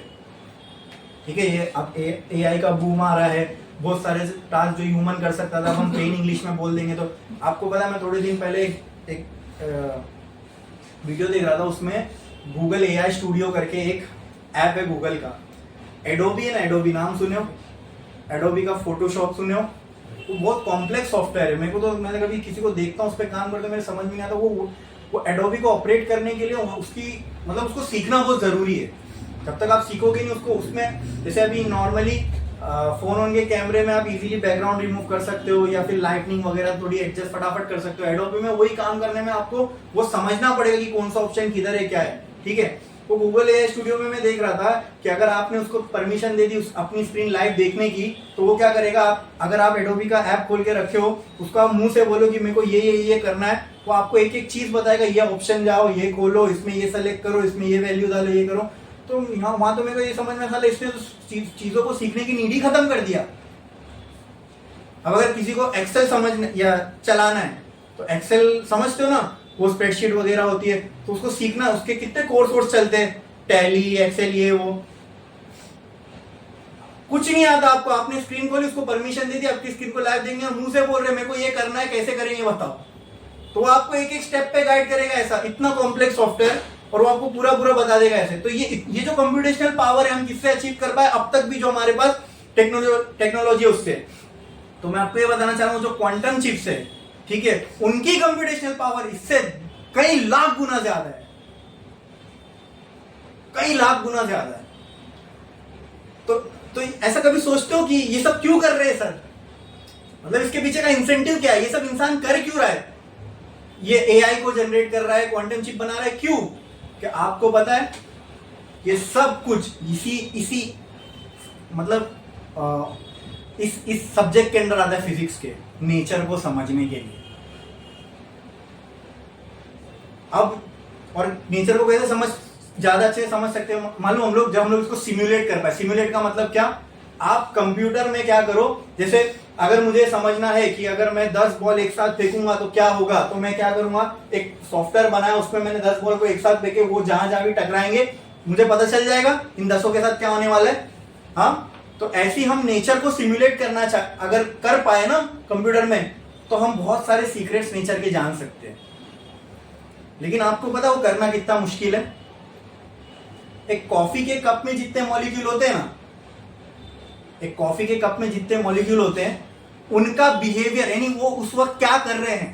जैसे कॉफी का कप है, गरम गरम आपने टेबल पे रखा, उसमें मॉलिक्यूल्स होंगे, एटम्स होंगे, इलेक्ट्रॉन्स होंगे, करोड़ों होंगे, कुछ ना कुछ तो कर रहे होंगे अंदर, एनर्जी, वो ठंडी हो रही है तो एनर्जी का इंटरेक्शन हो रहा होगा।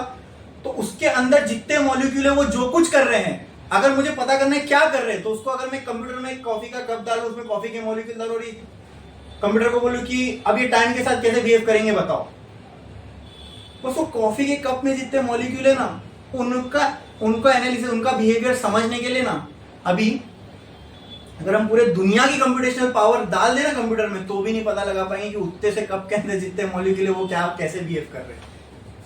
इतनी कंप्यूटेशनल पावर चाहिए। तो सोचो अपने आसपास के नेचर को समझना है तो उसके लिए कितनी कंप्यूटेशनल पावर चाहिए। यानी मैं बोल रहा हूँ कि अगर पूरे दुनिया के कंप्यूटर की जितनी ताकत है, जितनी एनर्जी है, वो सिर्फ इसी बात पे लगा देना कि वो कॉफी के कप में जो मॉलिक्यूल है वो क्या कर रहे हैं, तो भी हम उसको एनालाइज नहीं कर सकते। तो ये सब बताने का पर्पस ये है, द वर्ड क्वांटम फिजिक्स, जिसकी शुरुआत जो आप पढ़ रहे हो जहां से हुई, उसने हमारी दुनिया को कहां तक लेके आ गया सोचो। समझ में आ रहा है? हाँ, यही होता है जब भी हम फिजिक्स में आगे बढ़ते हैं, कोई चीज नहीं मालूम होती है ना, हमारे आसपास की दुनिया में हमको उससे चेंजेस देखने को मिलते हैं। क्लियर? अरे बोलो क्लियर। फोटो इलेक्ट्रिक इफेक्ट समझ में आया? फोटो इलेक्ट्रिक इफेक्ट को एक्सप्लेन करने के लिए भी आइंस्टाइन ने लाइट को क्या माना? पार्टिकल। क्या फोटो इलेक्ट्रिक इफेक्ट रियल है? तो लाइट क्या है? तो क्या इंटरफेरेंस डिफ्रैक्शन रियल नहीं है? तो लाइट क्या है? तो मैं पूछ रहा हूं लाइट क्या है? हाँ, डुअल नेचर है लाइट के पास। क्या है? लाइट क्या है? तो ये बोलो लाइट को जो होना चाहे वो है। ठीक है, नेचर ने हमारे साथ खेल लिया। समझ में आया? इसका मैथमेटिकल रिलेशन लिखा आपने? ठीक है, तो एक लाइन छोड़ो, स्टार करो, लिखो मैथमेटिकल रिलेशन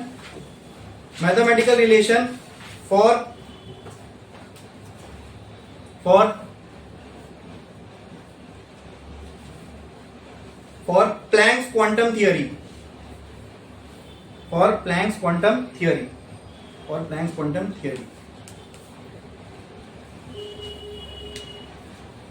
आप पढ़ो सेकंड पॉइंट, हमने क्या लिखा था प्लैंक्स क्वांटम थियरी में? Each quantum radiation is associated with fixed amount of energy depending upon frequency and radiation. बस हमने क्या क्या लिखा था, according to Planck's energy associated with each quanta, ये ई क्या है, energy associated with each quanta है ना, each quantum of radiation is associated with fix amount of energy, यानी हर क्वांटा के पास क्या है, fix amount of energy, let that energy be E, ये एनर्जी ई क्या है, वो एनर्जी जो एक एक, और क्या कह रहा है प्लांक्स कि this energy depends on frequency of, और कैसी डिपेंड करती है, डायरेक्टली, कैसे, and what is this new, इस सिंबल का नाम है न्यू, ठीक है, NEU, ये किसको रिप्रेजेंट करता है, frequency, frequency of what, radiation, frequency of, E क्या है, एनर्जी ऑफ व्हाट, पार्टिकल मत बोलो, energy of each quanta, energy of each quanta, ठीक है। अच्छा, इसको इसमें अगर हम आगे बढ़े तो E इक्वल टू क्या आ जाएगा, कांस्टेंट रिड्यूस करना पड़ेगा H, बोलो क्लियर है, तो लिखो ये, फिर मैं बताता हूं E क्या है, H क्या है, U क्या है, ठीक है, लिखो लिखो ये,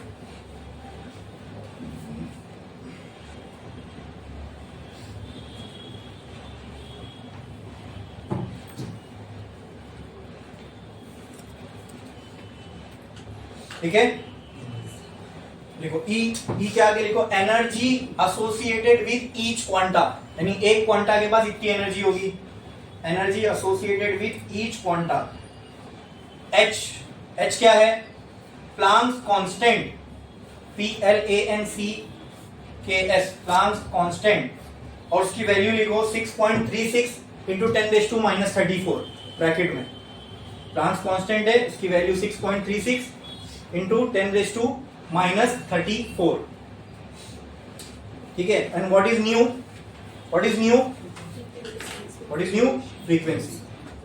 अब इसी से ना हम एक और फॉर्मूला निकाल सकते हैं, ध्यान दो, frequency of what, frequency of what, radiation लिखो, frequency of radiation, of radiation. अच्छा, मुझे आप बताओ दोस्तों, क्या ये EM रेडिएशन, क्या EM waves same speed of light से ट्रैवल करती है, किसी भी चीज की स्पीड का फॉर्मूला क्या है, डिस्टेंस अपॉन टाइम, तो स्पीड ऑफ लाइट के लिए हम यूज करते हैं c, ठीक है। मैं एक टाइम पीरियड की अगर बात करूं, ये t अगर मैं एक टाइम पीरियड के बराबर लूं, तो एक टाइम पीरियड में कोई वेव जितना डिस्टेंस ट्रैवल करती है उसको क्या नाम देते हैं हम लोग, वेरी गुड, वेवलेंथ। यहां मैंने लिखा डिस्टेंस कितना ट्रैवल करी लाइट ने, वेवलेंथ के बराबर, और ये वेवलेंथ के बराबर डिस्टेंस को किसमें ट्रैवल करती है, एक टाइम पीरियड में, अरे बोलो क्लियर है, ठीक है। अच्छा, now tell me, can I say 1/t is equal to frequency, क्या फ्रीक्वेंसी और टाइम पीरियड में ये रिलेशन है, तो can I write c is equal to lambda nu, अरे बोलो, तो क्या मैं यहां से nu equal to c by lambda बोल सकता हूं, लैम्बडा को यहां फेंक दो, अरे लैम्बडा इधर आ गया, अभी स्टेप बढ़ जाता है ये मिटाने के लिए, इसलिए मेरे को ये c by lambda equal to nu, आप समझा क्या, हाँ वही तो किया था इससे पहले, ठीक है, ये लैम्बडा इधर गया, न्यू, बोलो क्लियर है, क्या मैं न्यू की जगह c बाय लैम्बडा लिख सकता हूं, तो कहना है right E is equal to h c by lambda, बोलो क्लियर है, हाँ। तो ये अगर आपको मान लो फ्रीक्वेंसी नहीं पता, और मोस्ट ऑफ द केस में क्वेश्चंस में होता है फ्रीक्वेंसी नहीं देती है, वेवलेंथ ऑफ रेडिएशन दी रहती है कि ये वेवलेंथ की रेडिएशन है, क्या वेवलेंथ से भी आप एनर्जी के बारे में, एनर्जी की वैल्यू निकाल सकते हो, यस, सिंपल है भाई, h भी एक कांस्टेंट है, c भी एक कांस्टेंट है, 3 × 10⁸, ठीक है, ये अभी मैंने आपको इसकी वैल्यू दी, ठीक है, हाँ, वो दोनों यहाँ पुट करो, जो भी वेवलेंथ की वैल्यू हो यहाँ पुट करो, सीधा सीधा आपको क्या आ जाएगी, एनर्जी। अब इसका एक शॉर्टकट भी दूंगा, ठीक है, आगे लिखेंगे, लेकिन यहाँ पे मैं लिख सकता हूँ एक एक्स्ट्रा, और क्या, c, what is c, speed of light, और स्पीड ऑफ लाइट की वैल्यू होती है 3 × 10⁸ मीटर पर सेकंड, ठीक है, हाँ, ये लिख लो। उसके बाद ये सारी चीजें, इसको मत लिखो, ये सारी चीजें लिखो, फिर ये एक नया इक्वेशन लिखो, जल्दी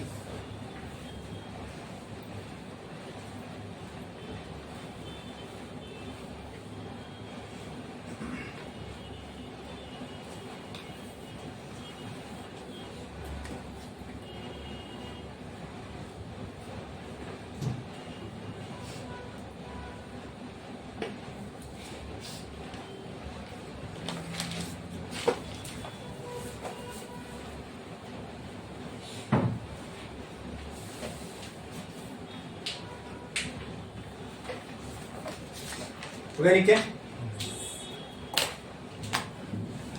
इसमें किसी को कोई डाउट है? यहां तक मेरे को बताओ, अच्छे से समझ में आ गया कि मैक्स प्लांक्स थियरी क्या थी, ये formula E equal to h nu हमें कहाँ से आया, बस ये इंपॉर्टेंट था, बाकी सब तो हमने एक के अंदर एक फॉर्मूला डाल के निकाला। E equal to h nu कैसा है ये समझा, क्वांटा क्या होता है समझ में आया, एनर्जी पैकेट क्या होता है समझ में आया, लाइट का पार्टिकल नेचर कहाँ से आया ये समझ में आया, एक इंसान की सोच की उपज थी और उसका नाम क्या था, मैक्स प्लांक। ठीक है, भाई को मालूम ही नहीं था, भाई रिवोल्यूशन क्रिएट करने जा रहे, ठीक है, उसको तो अपनी एक प्रॉब्लम सॉल्व करनी थी, उसको लगा कि मैंने ये ट्रिक है जिससे कि मेरी प्रॉब्लम मेरे से सॉल्व हो जा रही है, उसका ध्यान ही नहीं गया इसके पहलू पे कि और भी चीजें मैं इससे एक्सप्लेन कर सकता हूँ ना, कि और उसने किया भी नहीं। ठीक है, बट इसी थियरी को दूसरे लोगों ने, आइंस्टाइन ने पकड़ा और आइंस्टाइन ने क्या एक्सप्लेन कर डाला, फोटो इलेक्ट्रिक इफेक्ट। बड़ी बात ये, उसी के लिए आइंस्टाइन को नोबेल प्राइज मिला, फोटो इलेक्ट्रिक इफेक्ट के लिए। हाँ, इसमें आइंस्टाइन ने लाइट को क्या माना, पार्टिकल माना और एक्सप्लेन कर डाला फोटो इलेक्ट्रिक इफेक्ट। बोलो क्लियर है? हाँ, ये लिखा आपने, ये सारी चीजें लिखी, ये इक्वेशन को, ये इक्वेशन का वेरिएशन लिखा, एच न्यू से ये ऐसी इक्वेशन बनी, ये एक्चुअल में यही इक्वेशन है ना, खाली मैंने न्यू की जगह उसकी वैल्यू अलग कर दिया। बोलो क्लियर? समझ में आया? अच्छा, और इसके बाद एक पॉइंट बचा होगा, है ना? पढ़ो आप। A body can absorb or emit only in an integral multiple of quanta. ठीक है, कोई भी बॉडी एनर्जी अब्सॉर्ब कर सकती है या एमिट कर सकती है एनर्जी, ठीक है, but only integral multiple of quanta. मतलब जैसे मान लो एग्जांपल, ये एक पैकेट की एनर्जी है, बराबर, एक पैकेट की एनर्जी है, और एग्जांपल दे रहा हूं मैं, इस एक पैकेट की वैल्यू है 2 जूल, एग्जांपल 2 जूल। अब किसी बॉडी पर ये पैकेट्स गिर रहे हैं, ये पैकेट्स गिर रहे हैं, ठीक है, ये 2-2 जूल के पैकेट किसी बॉडी पर गिर रहे हैं, ठीक है। तो ऐसा नहीं होगा कि एक पैकेट अगर 2 जूल का है तो बॉडी इसमें से 2.5 जूल अब्सॉर्ब कर ले, ऐसा, या तो बॉडी 2 अब्सॉर्ब करेगी, या तो बोलो 2 के बाद एक पैकेट कितने गए, तो 2 के बाद 4, 5 नहीं, उसके बाद अगर मैं आपको ये कहूं कि बॉडी जो है 6.295 जूल अब्सॉर्ब कर ली ये गिरने से, तो क्या आप मानोगे? नहीं, ठीक है। ये बॉडी सिर्फ और सिर्फ, अच्छा, ये बॉडी जो भी रेडिएशन अब्सॉर्ब करेगी वो इन पैकेट्स के इंटीग्रल मल्टीपल में ही करेगी। इंटीग्रल मतलब 1, 2, 3, 4, इसके 1 के बराबर मतलब 2 जूल, इसी के 2 के बराबर मतलब 4, इसी के 3 टाइम्स मतलब 6, इसी के 4 टाइम्स। अगर मैं बोलूं इसके 1.5 टाइम्स बॉडी ने अब्सॉर्ब कर ली तो ये नहीं हो सकता। ये प्लांट्स ने कहा, ये उसकी थियरी है, ठीक है। तो कहना से अगर मान लो एक बॉडी है, उसके ऊपर रेडिएशन गिर रही है, ठीक है, उसके ऊपर रेडिएशन गिर रही है, और उस रेडिएशन के फॉर्म में उसके ऊपर 1000 क्वांटा गिर रहे हैं, ठीक है, और एक क्वांटा की एनर्जी 1 जूल है, तो मैक्सिमम उसके ऊपर कितने जूल गिर सकते हैं अगर 1000 क्वांटा है? तो बोलो, 1000 जूल गिर सकते हैं मैक्सिमम, ठीक है। और अगर मैंने कुछ टाइम तक रेडिएशन गिरने दिया और मान लो हर सेकंड 10 क्वांटा गिर रहे हैं, हर सेकंड 10 क्वांटा गिर रहे हैं, ठीक है, तो हर सेकंड बॉडी कितनी एनर्जी अब्सॉर्ब कर रही होगी अगर एक क्वांटा 1 जूल का है? तो 10 जूल। दूसरे सेकंड में, तीसरे सेकंड में अगर मैं बोलूं कि इस बॉडी ने 30.5 जूल अब्सॉर्ब किया, तो आप मानोगे? नहीं। Body can only absorb the energy in integral multiple. Integral multiple मतलब फिक्स क्वांटिटी भाई, सिंपल, या तो 2 अब्सॉर्ब करेगा या तो 4। बॉडी 4.5, 3.2 ऐसा absorb, body will absorb the radiation only in fixed quantity, इसी को हम इंटीग्रल मल्टीपल बोलते हैं, ठीक है। अच्छा, जैसा अब्जॉर्प्शन के लिए खेल है वैसी एमिशन के लिए, अगर ये बॉडी एमिट भी करेगी तो इन्हीं एनर्जी के फिक्स्ड अमाउंट में करेगी, या तो 2 जूल करेगी या 4 या 6 या 8। बोलो क्लियर है, समझ में आ? तो नेक्स्ट लिखो E is equal to n times of h mu, where n can be equal to 1 2 3 4 dot dot dot. ठीक है, कर लो। लिखा आपने? लिखा?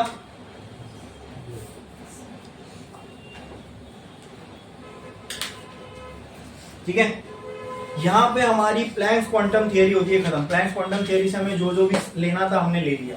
ठीक है, एनर्जी का हमें फॉर्मूला मिल गया in terms of frequency, in terms of wavelength. और ये एनर्जी किसकी है? हाँ, ये एनर्जी किसकी है?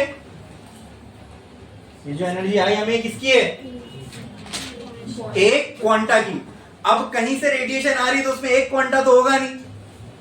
मान लो 1 लाख करोड़ क्वांटा है, तो क्या करो, बस n से मल्टीप्लाई कर दो। जितनी एक क्वांटा की एनर्जी है उसको आप नंबर ऑफ क्वांटा से मल्टीप्लाई करोगे तो टोटल एनर्जी ऑफ रेडिएशन मिलेगा कि नहीं? बस उसी के लिए फॉर्मूला। समझ में आया? क्लियर है? पक्का? ठीक है, इसके बाद हम स्टार्ट करने जा रहे हैं फोटो इलेक्ट्रिक इफेक्ट। ठीक है, लेकिन वो देखेंगे हम एक छोटे से ब्रेक के बाद।